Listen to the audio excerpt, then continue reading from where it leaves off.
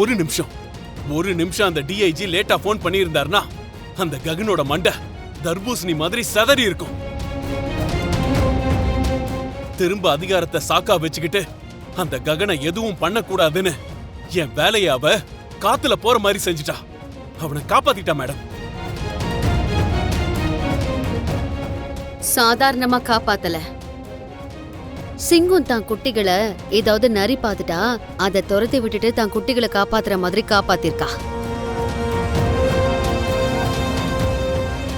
தோத்து போய் இங்க நம்ம ஒருத்தர் கண்ணீரை ஒருத்தர் தொடச்சுக்கிட்டு ஒருத்தருக்கு ஒருத்தர் ஆறுதல் சொல்லிக்கிட்டு இருக்கும்போது அங்க ஜெயிச்சிருக்கிற அந்த பூமி ககன் கொண்டாட்டத்துல இருக்காங்க. எந்த ரூபத்துல தெரியுமா? பூமி தம்பிக்கும் அந்த ககனோட தங்கச்சிக்கும் கல்யாணம் பண்ணி வைக்கிறாங்க.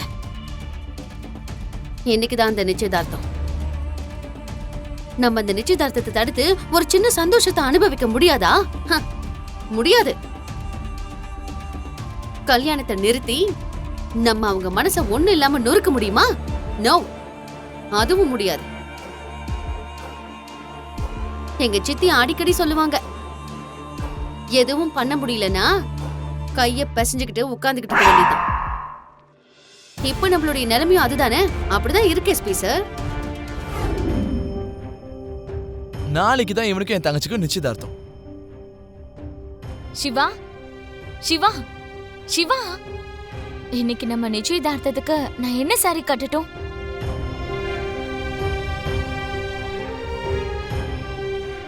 உன்னதான் கேக்குறேன் சிவா, நான் என்ன கட்டுறதுன்னு சொல்லு. உனக்கு பிடிச்சத கட்டிக்கோ பூரி. சிவா, சிவா. பூர்ணி, பூர்ணி, நீ இங்க இருக்கியா? உன்னை நான் வீடெல்லாம் தேடிட்டு இருக்கேன். இங்க என்னடி பண்ணிட்டு இருக்க? நிச்சயதார்த்தத்துக்கு என்ன சாரி கட்டுறதுன்னு உன் மாப்பிள்ளைய கேட்டா எதுவும் சொல்லாம கிளம்பி போயிட்டாமா. சில ஆம்பளை பசங்களுக்கு கல்யாணம் நெருங்க தான் திடீர்னு வெக்கம் தன்னால வர ஆரம்பிச்சிரும். சிவாவும் அந்த டைப் தான் நான் நினைக்கிறேன். சரி, நீ சொல்லுமா, நான் எது கட்டட்டும்? ஆ, இது நல்லா இருக்கு, இது கட்டிக்கோ. ஓகேம்மா, தேங்க்ஸ்மா, என் செல்ல அம்மா.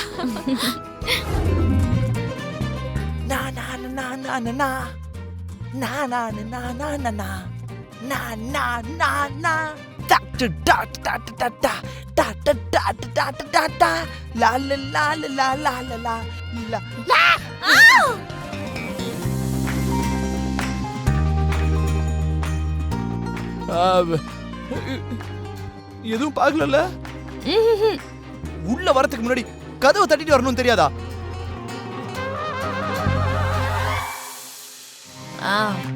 வழக்கமா வர ரூம் தானே, ஏதோ தெரியாதவங்க ரூமை தட்டிட்டு போற மாதிரி எதுக்கு வரணும்னு அப்படியே வந்துட்டேன்.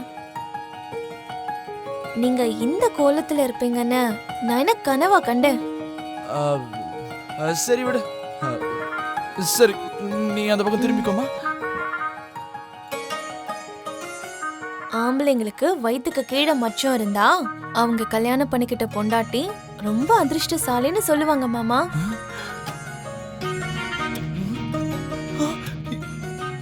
இது பாக்கலன்னு சொன்ன, பாத்துட்டியா? ஐயோ, இப்ப இல்ல, அதெல்லாம் நான் எப்பவோ பாத்துட்டேன். ஐயோ, அத இப்ப சொன்னேன், அவ்வளவுதான். வாங்கத்த, கரெக்ட் டைம்க்கு வந்திருக்கீங்க. ககன், காஃபி எடுத்துக்கோ. தேங்க்யூ.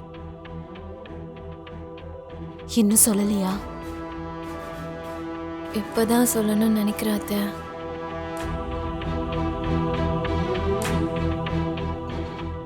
என்ன சொல்லணும்னு நினைக்கிறீங்க நீங்க?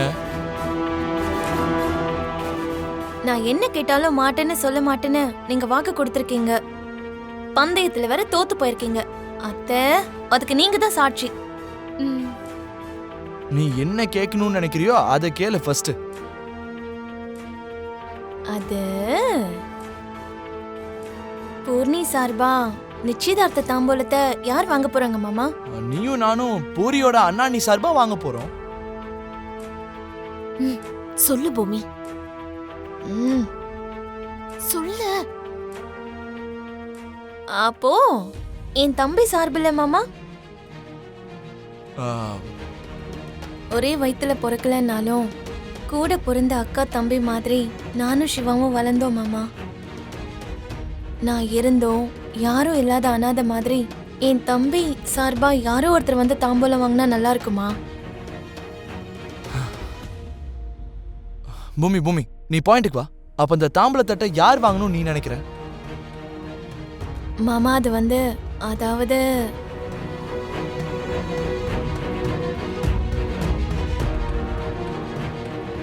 எங்க அபூர்வா சித்தை வாங்கினா நல்லா இருக்கும்னு நினைக்கிறேன்.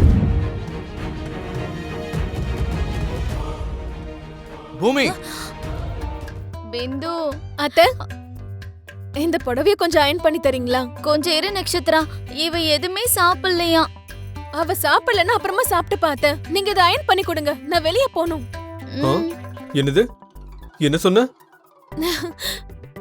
அதாங்க பிந்து எதுவும் சாப்பிடலையா, அதான் வேணும்னா நான் ஊட்டி விடவான்னு கேட்டுட்டு இருந்தேன். ஓ, கையில எதுக்கு இந்த புடவை?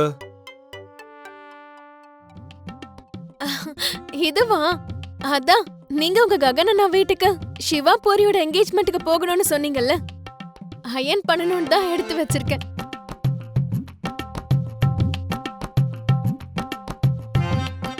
அத்தை புடவையும் ஏதாவது இருந்தா கொடுங்கன்னு கேட்டுட்டு இருந்தேன்.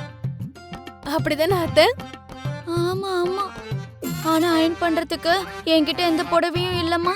சரிங்க அத்தை, என்ன ஆசீர்வாதம் பண்ணுங்க.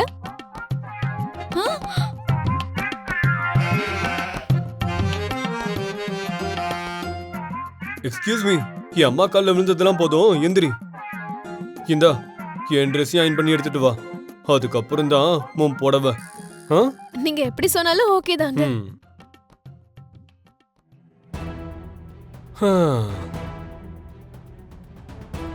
நேத்து சமையல செஞ்சு பரிமாறி முழுங்க முடியாத அளவுக்கு ஷாக்கு கொடுத்தா, இப்போ என் கால்ல விழுந்து ஆசீர்வாதம் வாங்குறா. என்னாச்சுடா? நீ அவளை அப்படி என்ன பண்ண? மனுஷங்க மாறுறதுக்கு நம்ம எதுவும் பண்ண வேண்டிய அவசியம் இல்லம்மா. காலமே பிளான் பண்ணி மாத்திரும். இதெல்லாம் ஒண்ணுமே இல்ல. போக போக இன்னும் பாரு, உன் மருமக எப்படிலாம் இருக்குன்னு நினைச்சியோ அப்படிதான் இருக்க போறா.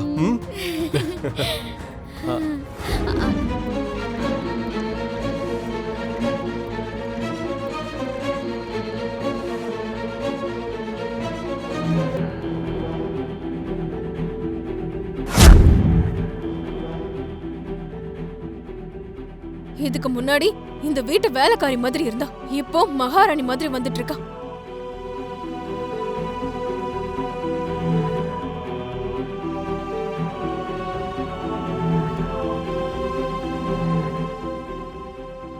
பேபி, நீ யோசிக்க வேண்டியது அப்படி இல்ல. ஒரு காலத்துல அவள மாதிரி நான் இருந்தேன், என்ன மாதிரி அவ இருந்தா.